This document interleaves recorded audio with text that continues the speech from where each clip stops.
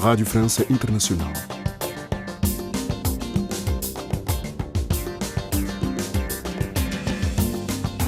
Bem-vindos à segunda parte da nossa emissão. Nos próximos 20 minutos temos o convidado do dia e o desporto. Para começar, o convidado de Stéphanie Palma, presidente da Câmara de Braga, Ricardo Rio, que fala sobre o acolhimento de 45 pessoas que fugiram da guerra da Ucrânia. Em direto da redação.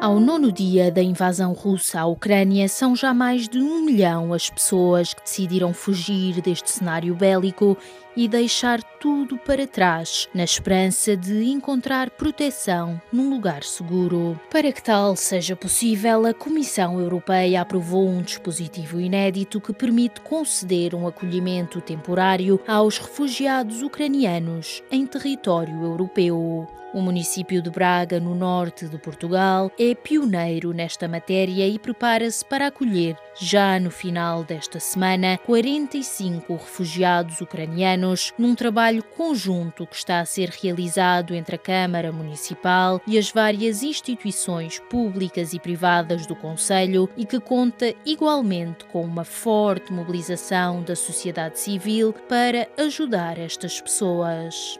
Nesta missão humanitária começaram por ser contemplados apenas 30 refugiados ucranianos, um número que viria depois a crescer, conforme nos deu conta Ricardo Rio, presidente da Câmara Municipal de Braga. Na verdade não vão ser 30, vão ser 45 refugiados ucranianos. Ao longo dos últimos dias conseguimos sinalizar mais 15 pessoas e, portanto, o número já subiu em mais de 50%. E esta iniciativa surgiu desde logo por uma relação histórica que Braga tem com a comunidade ucraniana. Nós temos no nosso concelho, de há vários anos esta parte, quase 800 cidadãos perfeitamente integrados na nossa comunidade, que vivem, obviamente, com especial angústia esta situação no seu país e que nos pediram algum apoio para poder transportar para Braga algumas pessoas, seus parentes, numa primeira linha, que estavam já do lado da fronteira polaca, fora da Ucrânia. A iniciativa começou com este repto, acabou por ser alargada com o envolvimento de muitas instituições e acabamos por conseguir, formatar esta missão com este resultado, que esperamos bem sucedido daqui a 3 dias, quando chegarem a Braga, de trazer estes 45 cidadãos para a nossa cidade. Estas 45 pessoas são, portanto, familiares de pessoas que já vivem em Braga, foram assim sinalizados, é isto? Os primeiros sim, depois no grupo acabaram por ser identificadas outras pessoas que não têm essa ligação familiar. São pessoas predominantemente mulheres e crianças e que obviamente estavam numa situação de fuga do país e que até pela sua delicadeza, inclusivamente no grupo há uma mulher grávida, crianças menores e portanto naturalmente que nós também manifestamos exatamente a mesma disponibilidade para lhes prestar esse apoio no transporte. E onde é que estes cidadãos vão ficar alojados? Já têm alguma ideia neste sentido? Sim, imediatamente a partir do momento em que esta iniciativa ganhou corpo, nós começamos a receber muitas disponibilidades de cidadãos particulares, de empresas, de unidades hoteleiras e, portanto, algumas destas soluções de caráter mais temporário, outras de caráter mais permanente, admitindo que estas pessoas possam efetivamente radicar na nossa cidade por alguns meses ou alguns anos até e, portanto, naturalmente que conseguimos rapidamente encontrar soluções de habitação, soluções de emprego também para muitas destas pessoas, soluções de apoio à educação das crianças menores. Nós, até por força dessa comunidade que temos na nossa cidade, teremos alguma facilidade em ter tradutores que possam acompanhar estas novas pessoas que se vão instalar na cidade. E esta é, diria, uma primeira iniciativa que eventualmente até poderá vir a ser repetida nas próximas semanas. E numa primeira instância há prazo de permanência destes cidadãos em Braga ou por agora não existe ainda essa margem temporal? Não está definida. Acredito, como digo, que alguns possam ficar apenas por alguns meses, principalmente aqueles que não tiverem essa ligação familiar a pessoas que já estão radicadas em Braga. Admito que outras tenham essa ligação e essa proximidade, possam obviamente ficar com as suas famílias na cidade de Braga, até por força, naturalmente, das oportunidades que aí vão ter para desenvolver a sua atividade profissional. E esta é uma iniciativa que está a ser articulada com o Governo. Em que medida é que esta situação está a ser acautelada junto do Ministério da Administração Interna?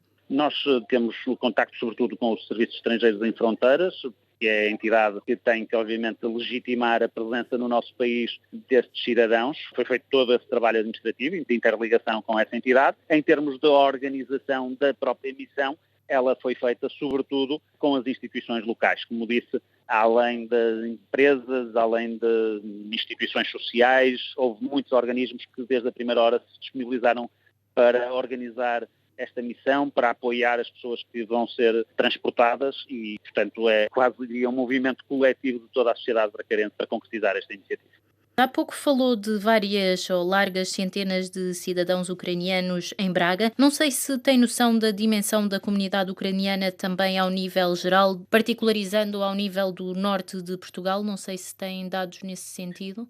Não tenho, sei que a comunidade de Braga acaba por ser relativamente maior do que noutros concelhos. Eu aqui há 2 dias atrás até comentava com um colega autarca também do norte de Espanha, da Galiza, onde, por exemplo, numa cidade como Vigo, que é maior que Braga, apenas existem 150 cidadãos ucranianos, mas a verdade é que historicamente acabou por existir esta ligação. Foi um local onde muitos cidadãos se radicaram praticamente desde a década de 90, depois no início deste século já, e essa ligação foi sendo fortalecida ao longo dos anos e essa comunidade, como disse, está perfeitamente integrada e tem sido uma parte ativa da nossa vida coletiva na cidade de Braga. E em que medida é que esta iniciativa se pode replicar no futuro e inspirar outras autarquias a seguirem o vosso exemplo?